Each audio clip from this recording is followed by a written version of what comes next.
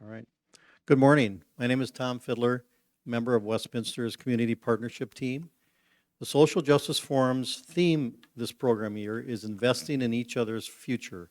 Through these forums, we aim to learn about opportunities for engagement and action by Westminster members to help ensure all of our neighbors thrive, to better understand the structures and systems that have failed many of our neighbors, and to explore ways we can work together to build better outcomes. Today we are pleased to welcome a team from Avenues for Youth addressing youth homelessness in Minnesota. Our panel of staff from Avenues for Youth will provide an overview of youth homelessness and the crucial support they provide to youth. They will share trends, challenges, and success stories and talk about ways that the community can support youth experiencing homelessness. Before we get started, just a couple of items.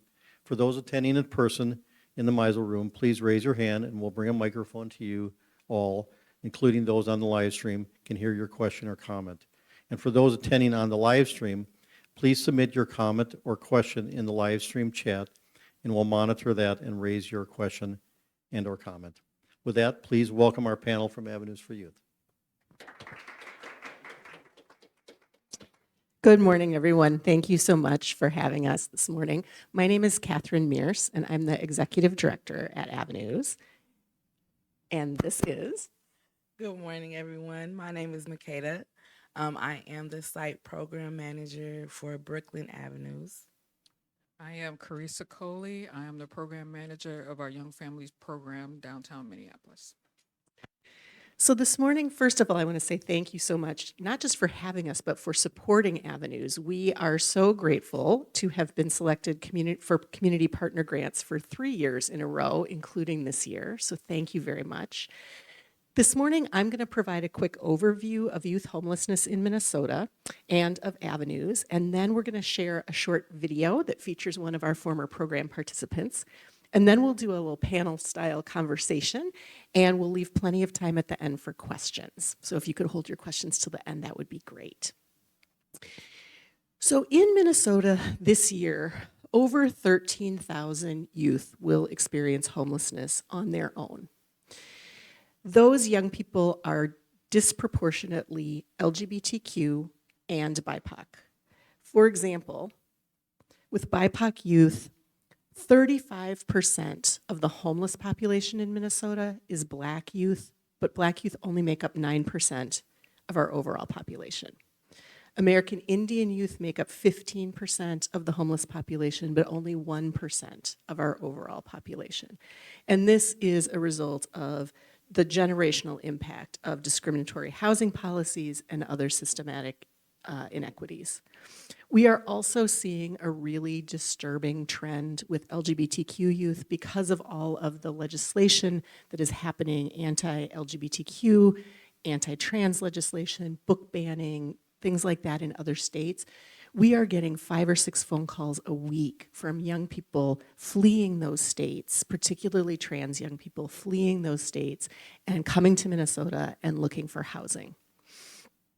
Statewide, we only have shelter beds for about 15% of youth experiencing homelessness. So we have a huge gap when it comes to need versus available supports and services. I'm really excited to say that the state legislature will tomorrow be passing a bill that includes significant increases in funding for for organizations that work with people experiencing homelessness. So that is going to help fill the gap, but it's not going to completely fill it. The causes of youth homelessness are many and varied. They include poverty, lack of affordable housing, redlining and racist classist housing policies, trauma, and mental health. There isn't one reason that young people experience homelessness. It's really intersectional. At Avenues, we work every day to support young people experiencing homelessness. Our mission is Avenues partners with youth experiencing homelessness. And Makeda and Carissa are going to talk a little bit more about our approach and what that partnership really looks like. But in short, we recognize that young people are on a journey and we are just a part of that journey. We are there to walk alongside them as they figure out what their dreams are and how we can help achieve those dreams, not us telling them this is what you need to do. We have 4 different programs at Avenues. We have shelter and transitional housing programs in North Minneapolis and in Brooklyn Park. We have a young families program, which Carissa will be talking about, that is a scattered site program. So it is for youth-headed households, young people ages 18 to 24 who have children themselves, and they are living in apartments that we are helping them find, and then we are able to provide rental subsidies. We also have a host home program called the Connect Host Home Program. You may have heard Ryan Berg on NPR earlier this week talking about that program. That is a program where people in the community open up their homes to LGBTQ youth who are experiencing homelessness to come and live with them for anywhere from a few nights to up to a year. We say up to a year, and sometimes it lasts longer if that is what the youth and the hosts want. We provide a lot of training and support to the hosts and case management services to the young people. So that is a really brief overview of homelessness in Minnesota and Avenues. I'm going to show you now a short video that features one of our former program participants, and then we'll really get into the meat of the conversation here. And I'm going to let Makeda and Carissa do most of the talking because they work much more directly with our young folks than I do. At Avenues for Youth, we don't dictate or determine how our youth want to maneuver. Our job is to bring about housing, education, and employment opportunities.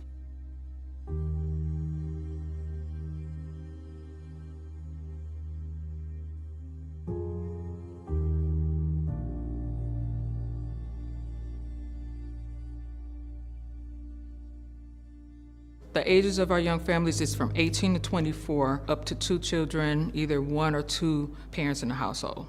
The first initial phone call that I make to them, we figure out a plan. They looking for housing, so education really is not a right now thing. They want to get housing once they get housing situated and be able to rest and be calm and feel, like, okay, then I can breathe, I can rest. Now I can focus on that next thing.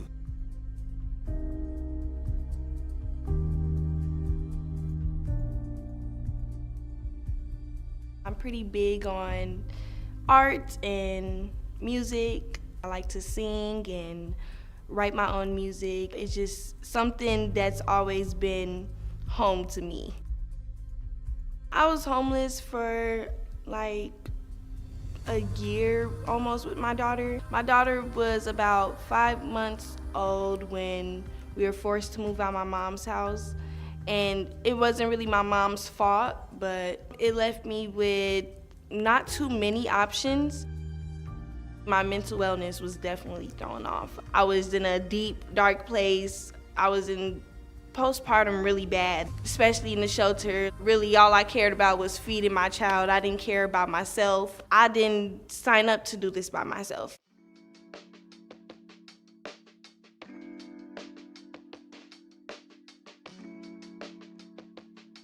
When I first got connected to Avenues, the thing that surprised me most was what they had to offer, like everything, all the resources they had to offer. We don't make our youth do nothing, but we do give them the resources in the community, connect them with our therapists, connect them with financial literacy, connect them with housing resources, connect them with educational opportunities. I found them at the perfect time. Well, they found me at the perfect time because the day they called me was the day I got my Section 8 voucher. I got approved and accepted. The Section 8 people only gave me 120 days to find a place. At that point, it was like a scavenger hunt. Rapid rehousing is short-term housing in order for us to get our young people into housing faster and keep them stable. She was determined to be housed. She came already with a job. She already had it together. It's just that housing piece and making sure that it meets her needs. That's what we were working on. I asked her where she wanted to live at, what areas, because with our young families, they get to pick exactly where they want to stay in the Twin Cities. My first bet was to search in Richfield because I just wanted to be closer to family. I was really just thinking what would be the best decision for my child. I'm motivated now. Now I'm on a grind mode. I only see myself trying to elevate and like be a better person for myself. Our services don't stop just because we get our young people housed. All we do our supply list for our youth, make sure that they have their monthly supplies and stuff. We are partnered with Bridging, so we're able to get furniture, brand new beds. The component about not just housing our youth, but giving them an opportunity to be settled and extend their opportunities to gain generational wealth, or gain what we would classify as the American dream. They know that there is somebody out here that do help, and it's just not about a number. It's actually about being out here making a difference.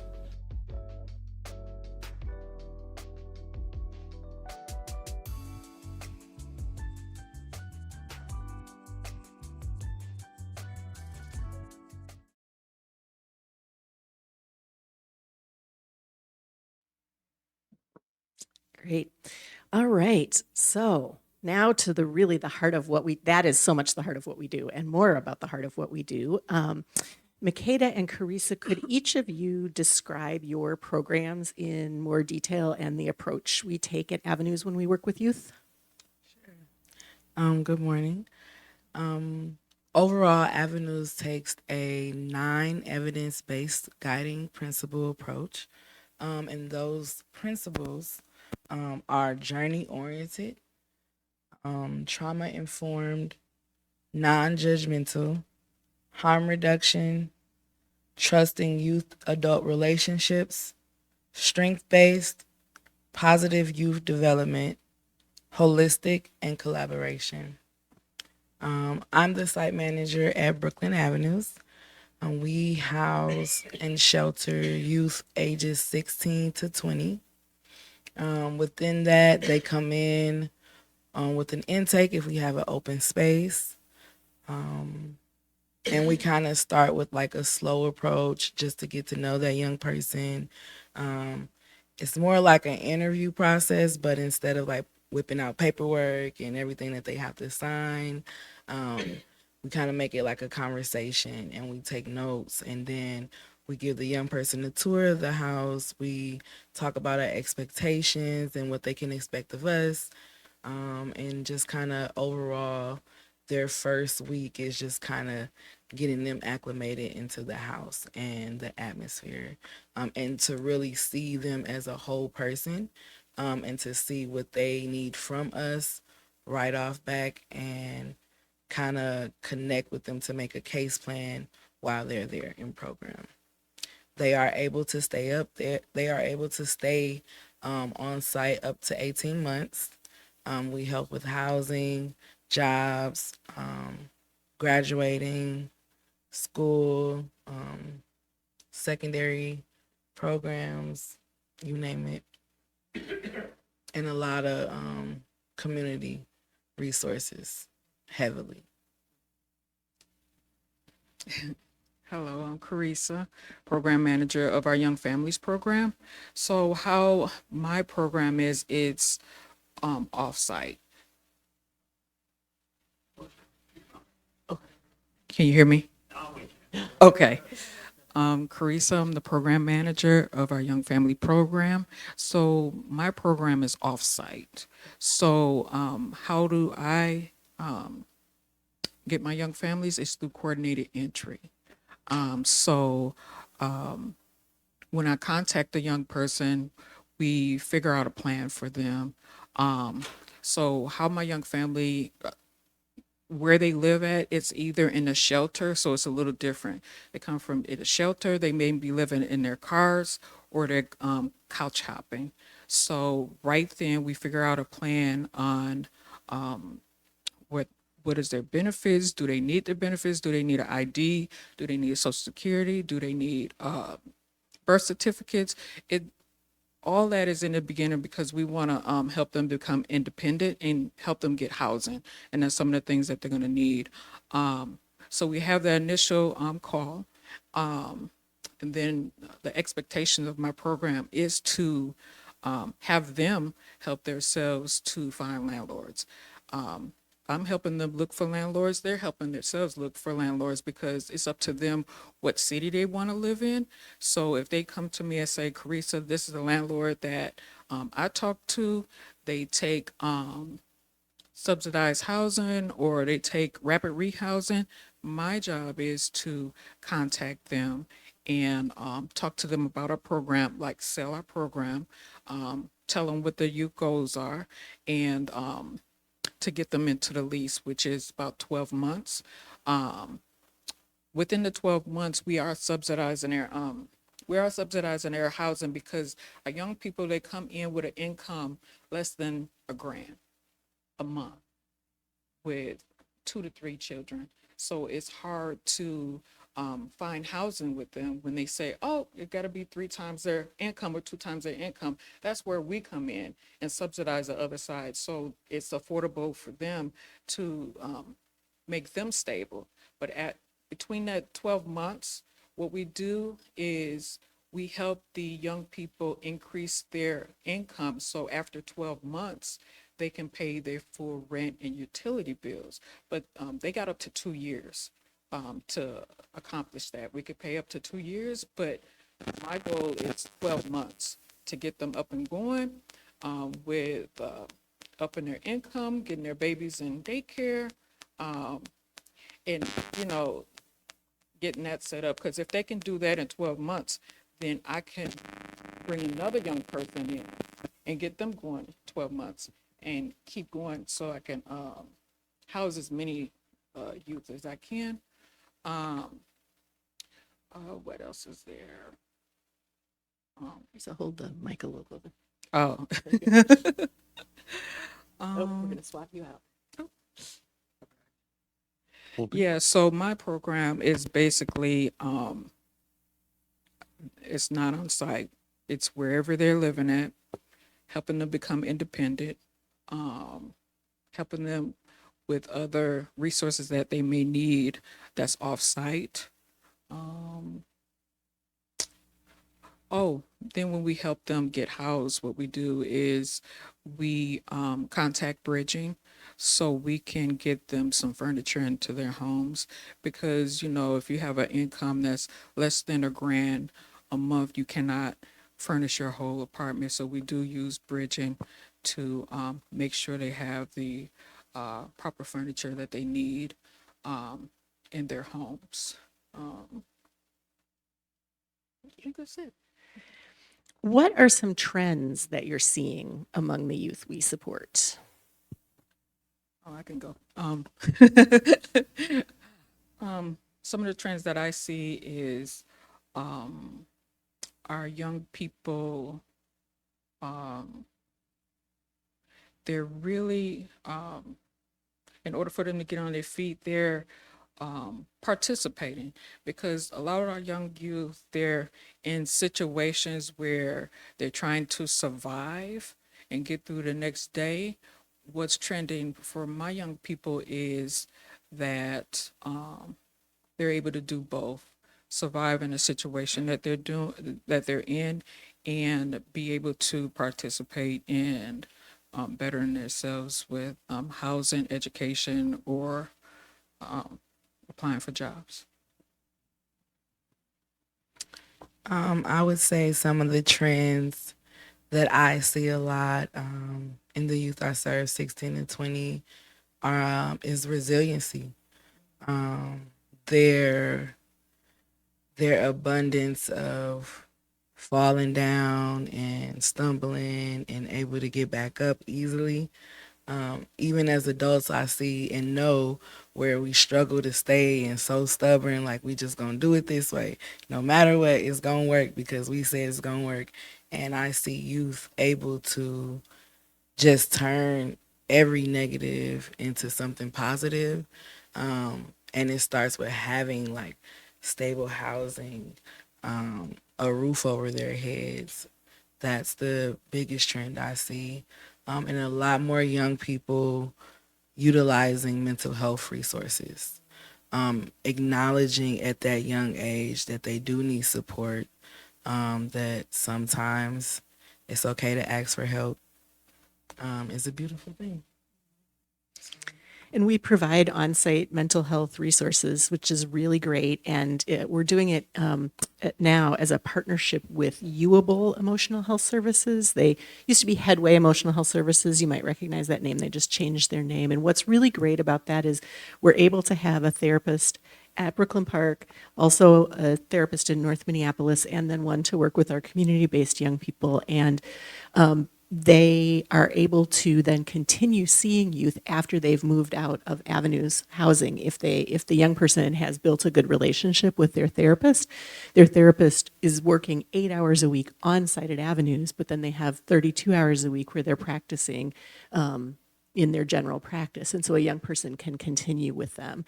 We also have on-site doctor and nurse, so we're able to meet some immediate health needs for young people and then do a lot of connection in the community so that they will have a provider ongoing when they leave us.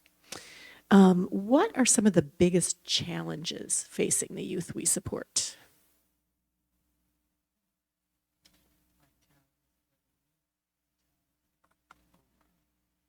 You know what?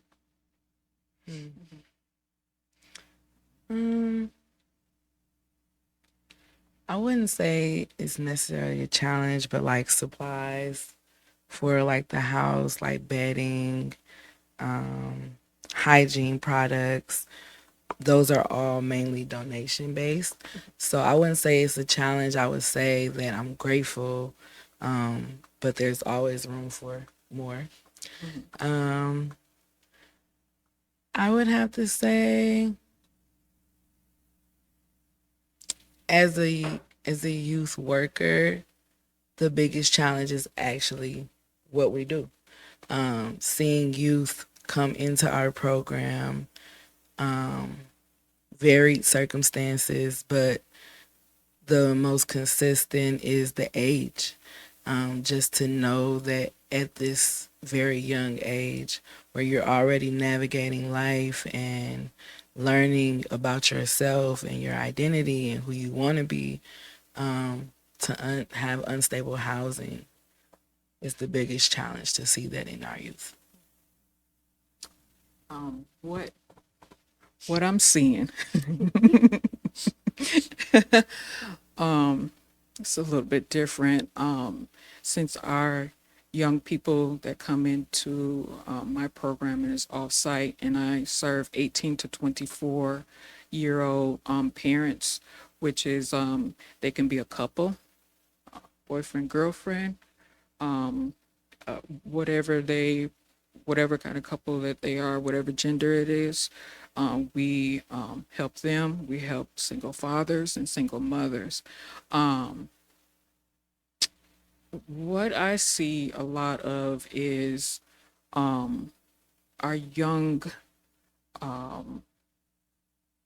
mothers fleeing abuse, domestic abuse with their partner. It's difficult because you got to make sure that they're safe. However, sometimes when you in a position to try to make sure that they're safe, they go back to their abuser. And that's something that we can't control. And I see a lot of that.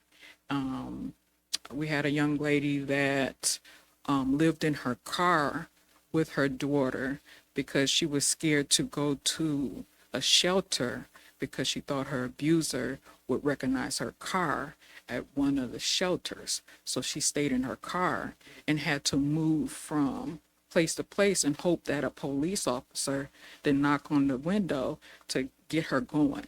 So I'm seeing, I'm seeing a lot of fleeing in my program, and it also comes with some of my young families coping with their situation. They may turn into drugs because of their situation. I've seen that where it was almost deadly. And then some of our young people, they come in with hope. They know what they need help with, and they see their therapist. They're out in the community.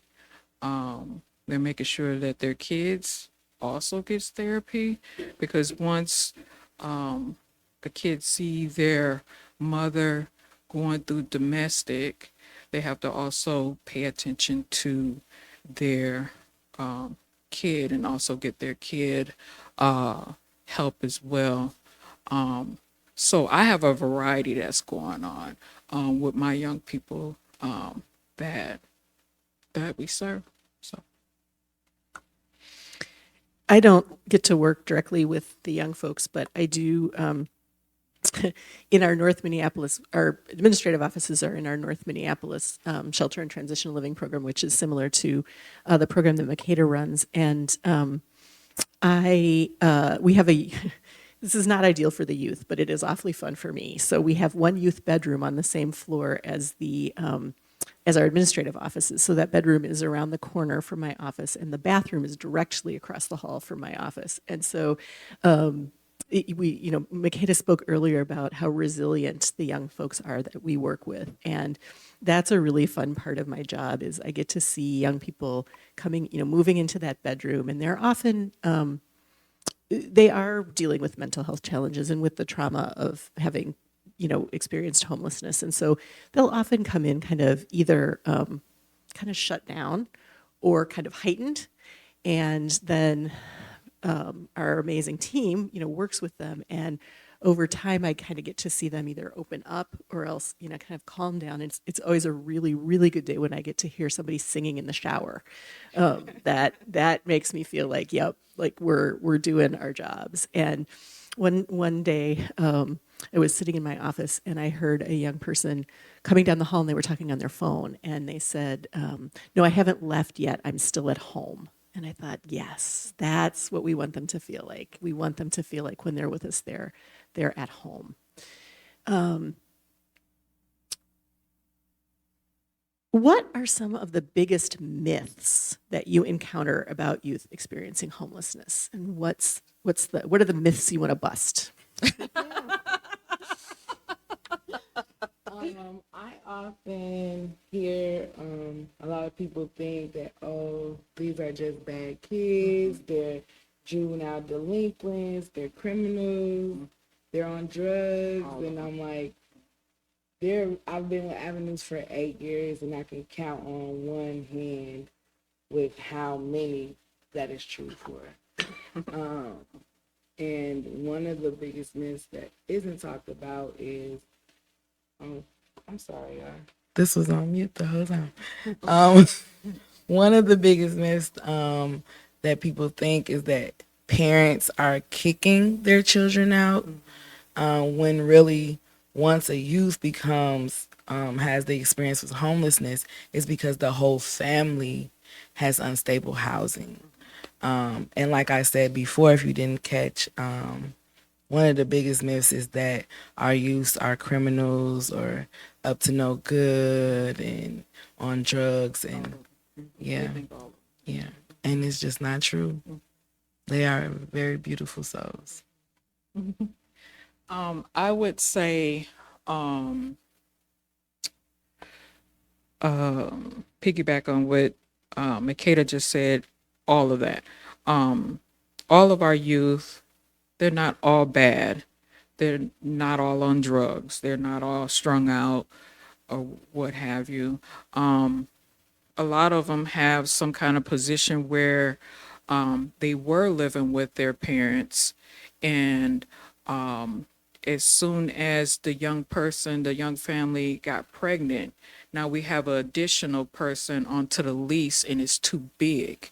So they would end up like hiding their kid, hoping that the neighbors don't, this is what I deal with, hoping that the neighbors don't see that we got a few more people living in there, because they will pile up in the household because rent is just so expensive right now. And so I have a few young people that was like, well, I need to hurry up and get some kind of housing because my dad is at risk of getting put out because he stays in something that's subsidized and her name need to be on the lease. But she's in the street, so the dad would rather put her in his household, but that's risking him from losing his place because it's subsidized and she's not on the lease and it's too small for her to even get on the lease and then add a child. So a lot of people, they look at our young people and they're like, oh, they're homeless because of some behavior that they may have did in order for them to get into it. No, it's expensive. Housing is expensive out there, and people are living right on top of one another because they just can't afford to get 2 and 3 bedrooms based on their income, and then the income is not matching up with the cost of living here. So we have that on top of that. So yeah, that's a myth when they look at our young people and be like, oh, they must have did something wrong to get in the position that they got into. I know some of the young people that I work with, it wasn't their choice to be 23 with a 5-year-old. Wasn't their choice, and they didn't abort the child, which made them homeless from the parent situation. So some of these, it's a lot of different things that go on with it. So it's just not. I mean, it's not all bad why we see our young people out. It's all their situations. It's different situations of why we serve our youth. So it's not all bad. So, you know, a lot of people look at our youth and say, oh, strung out, or criticize them because they got pregnant young. And we don't know that that young person did not decide to lay down with somebody. That young person got taken advantage of and then didn't want to abort the child. So a lot of people, they speak bad on our young people and they don't know the story. And speaking of stories, could you share a youth story with us?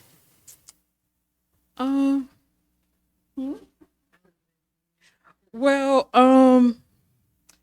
the positive thing, the most part of my job that I love is seeing our young people through.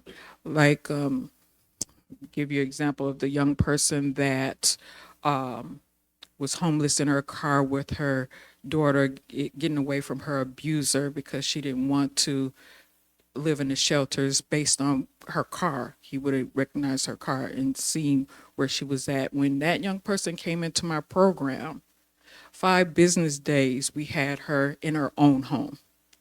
I was not messing around. It was a dangerous situation she had, and she worked hard. So it wasn't just our agency that got her off the streets. She actually got herself off the streets because she was motivated to come out of the car. And then we had a certain time frame to get her into her place because winter was approaching. So it was like we didn't mess around. So seeing her get the keys, witnessing her getting the keys to her own place was so joyful. It was, I mean, just seeing all my young people that we help get their keys, their first set of keys to their home. I mean, it brings tears to my eyes every time we go through that process. So it's just, I can't even speak for it. It's just, that's the beautiful thing about the work that I do is helping them get out of the streets and witnessing them getting their keys to their first home. My story, I would have to say,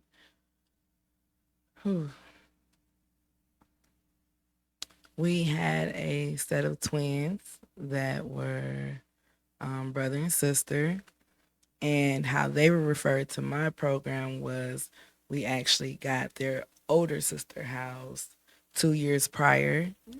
So same situation. whole family unstable housing, a lot of mental health, undiagnosed and diagnosed within the home, a lot of predatory situations by their own mother. So it was we had a lot with the twins. We got them into counseling, where I remember the brother would go by himself, but the sister would never open up unless her brother was in the session with her. And just to see that support from him and the protectiveness and the resiliency that he instilled into his own sister and himself. They graduated high school on time. They paid a car off together. And when they moved out, they ended up getting apartments across the hall from each other. So, and that was over 3 years ago. And the reason I brought that story up was because we just saw them, I want to say this week, Tuesday, they stopped by to get some of their mail, because we also do aftercare with young people. So when they move out, they still have support up to 2 to 3 years from us. Whether it's just a phone call, or you need toilet paper, or any type of food, or whatever we have, they're able to still reach out and just call us. And I think that is so beautiful. And they now, both of them have separate cars. And I just like that they are growing, not separate, but like have their own identities. Because when they came into program, you can kind of see the unhealthy like coexisting of each other. Like, she couldn't move without him, but he, he was independent. It was just her. She struggled a lot. And just to see her flourish now, it's beautiful. She's a teacher's assistant. Yeah, so That's awesome. And that reminds me to tell you all how proud we are at Avenues of our success rates. So last year, 100% of the young people who exited from Carice's program moved into stable housing, and 90% of the young people in Makeda's program moved into stable housing. And every year across the agency, we're consistently well above 70% of young people moving into stable housing. So I want to turn to the questions period now. I will start by proactively answering a question we often get, which is, how can you help? So there's a variety of ways you can help. My development team would be unhappy with me if I didn't say you can donate to Avenues. You can go to our website. We have information on the side table, and for those who are watching on the live stream, if you go to avenuesforyouth.org, great big donate now button will come up first on the screen. You can volunteer at Avenues. We have regular opportunities for volunteer groups to volunteer at Avenues, and Tom has my contact, and Emily have my contact information. So if there's a group of folks who would like to volunteer, you're welcome. And you can advocate for policies and funding for all of us who are working with youth experiencing homelessness. Avenues is members of the Minnesota Coalition for the Homeless, and if you sign up for their advocacy alerts, they will let you know when things are happening at the state legislature. Some successes we've had in recent years have included making it free for youth experiencing homelessness to get copies of their vital documents. They often don't have their driver's license, their birth certificate, their social security number, and they no longer have to pay a fee to get copies for those things. So, what other questions do you have for us?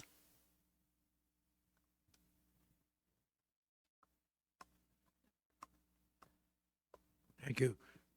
I'm a former Minneapolis math teacher, and I've taught in adult GED programs, and I'm still doing that through the Minneapolis schools. Do you have, after your people have gotten squared away on their housing, do you have people that are interested in working on their GED? Because I'm pretty sure in a few cases, unfortunately, they haven't finished high school. And anyway, I still work in that program a little bit, so. To answer your question, yes. So most of our youth and clients that come through program, that is one of the top things we help with, because to be in program, you have to be working or in school. So when they're still at like the high school or GED level, that's our main focus. So yes, we do help So them. you've gotten hooked up, say, with Minneapolis schools or some other organization that to get some of your students involved. And I might say that if you hooked up with Minneapolis schools for training, then they don't have to pay for taking the test either. Okay. Yep. That's great. Thank you.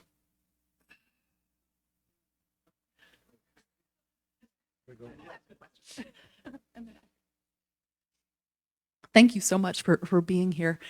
I hate to ask about, I don't want to call it the failure rate, but I'm curious. So the 10%, Makeda, from your program that were not successfully placed in stable housing, what are kind of some of the barriers and challenges that you're still facing? So sometimes we have youth that will turn down housing opportunities to go financially help their parents with their housing, and then they're back at square one, and they got into it with that parent once they maybe got fired or left a job and didn't have that financial contribution anymore. Um, sometimes, not sometimes, a lot of the times, they end back up in the system because they are so caring, and they have people who are not on their lease in their home, and then something happens and now they're back homeless. So that's like a failure rate for us because we never want them to repeat the cycle. We're trying to break the cycle. So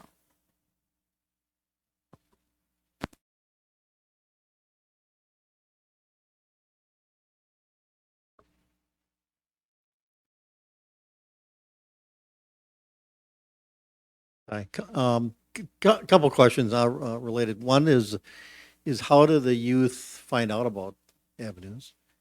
And then my other question is how often, once you start working with the young adults, how often are you in contact with them? And if it's often, what are the kinds of things you're talking to them about? How do you find us? most youth find out about avenues through word of mouth. Yeah. There's a lot of drop-in centers that youth kind of continuously utilize, and that's kind of how they hear about avenues. And then the YSN. Oh, yes, Yeah. the So YSN we have a and- really great website and app in Minnesota called the ysnmn.org. And so if you know a young person who is unstably housed or experiencing homelessness, be sure to let them know about that. You can download the app for free from the App Store, and it includes real-time shelter bed availability. So if a young person needs a place to sleep tonight, they can look on the website or the app and see who has openings. My program is a little different. So my youth are coming through coordinated entry. So when I have a vacancy in my program, I send out the information to coordinated entry that I need 2 more young families. Then they send me 2 young families, and then I give them a call and ask them, are they still unstable? Are they still, because they give me a list of where they're at, and sometimes they may change locations. They're no longer couch hopping. They may be in a shelter. So I ask them all the questions. So when I make the referral, they come to me. And so then I get to talk with the young people right at that point to see what their needs are, and then tell them about our program to see if they want to be in our program, because they don't have to be in our program. And coordinated entry is a system operated by Hennepin County. HUD requires every county to have a coordinated entry system that helps to prioritize because we don't have enough shelter beds for everyone experiencing homelessness. And so coordinated entry helps to prioritize the folks with the greatest need or in the most dire circumstances. The county has also recently added a central phone number that people 18 plus can call to find out about.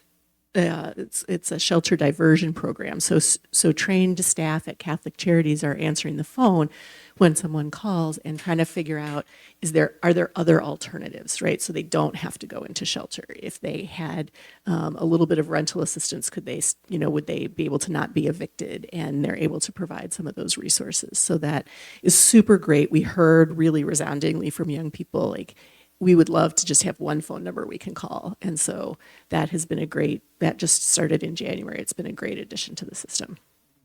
And with my program, I get a lot of young people calling to try to get into my program. I have a lot of young people that's already in my program, giving my number to their friends to try to get in the program. And then I have to tell them, well, did your friend tell you that she had to go to St. Stephen's or Youth Link to sit down with someone to do an assessment to get into the system in order for them to get into my program? So yeah, what my program is different. You can't just call and get in. Yeah. And then, Tom, I think your second question was about how often we are in contact with the young people in our programs. Right. I can start. Oh my gosh, I got so many young people. I mean, it's like every day is something with different youth. So mostly it's every day with different youths. They have some kind of needs or something they need help with, dealing with resources, helping with housing.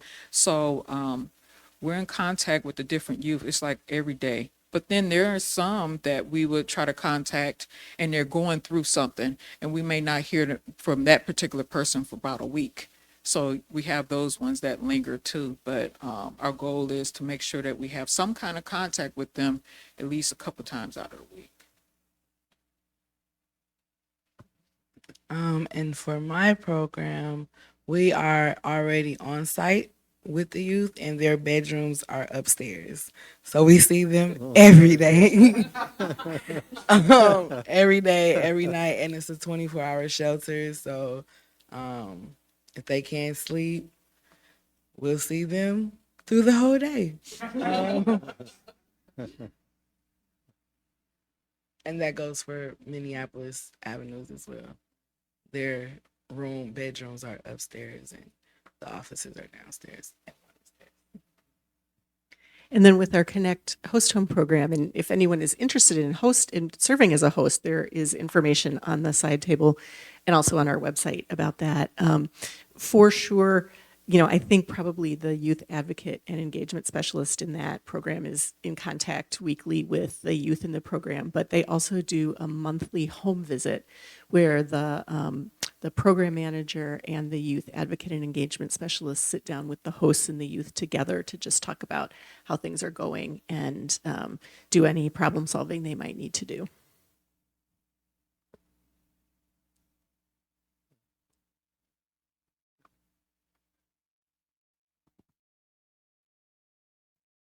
You mentioned earlier you were seeing an influx of youth due to the anti-LGBTQ laws in other states. I was just wondering if you could say a little more about that and how your program or maybe other programs are helping with that crisis.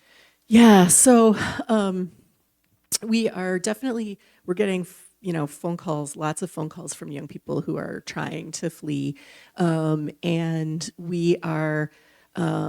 At Avenues, we're very much, spring and summer is host recruitment season anyway, so we are recruiting like crazy to add additional hosts so that we'll be able to support additional young people. We are, of course, educating ourselves about the trans refuge law that was passed here so that we're able to really talk to young people about what all of their legal rights here in Minnesota as they're moving here. And then we frequently are called by folks in other states to get advice on how to start their own host home programs. Our Connect program has been around for more than 20 years and really is a national model. So we're providing training and technical assistance to folks in other states and other communities who want to start similar programs.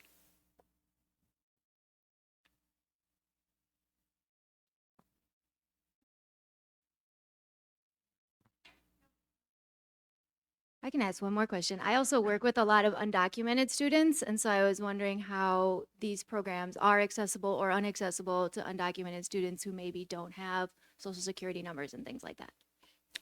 I can definitely answer that. So there's a fine line between certain agencies that will work with undocumented youth and who won't. Avenues is not a program that won't. I can't say that for every program within Avenues, but Shelter, most definitely, we would never turn away anyone from Shelter.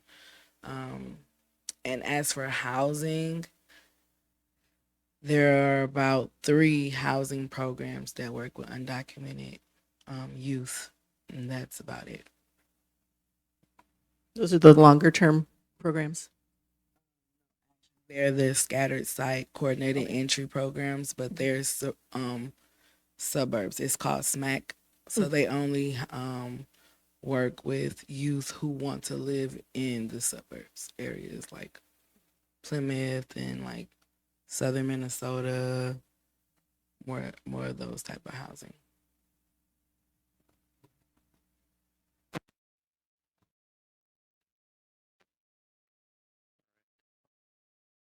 Finish up here then. All right. Okay, I'll finish up here. Thank you all for sharing the work of Avenues for Youth and your experience and perspectives.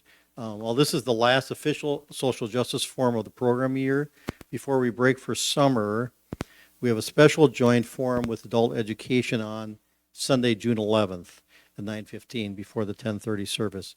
And this forum will feature an update from the Westminster team that has recently traveled to Alabama for a civil rights learning experience. We look forward to seeing you then. Thank you.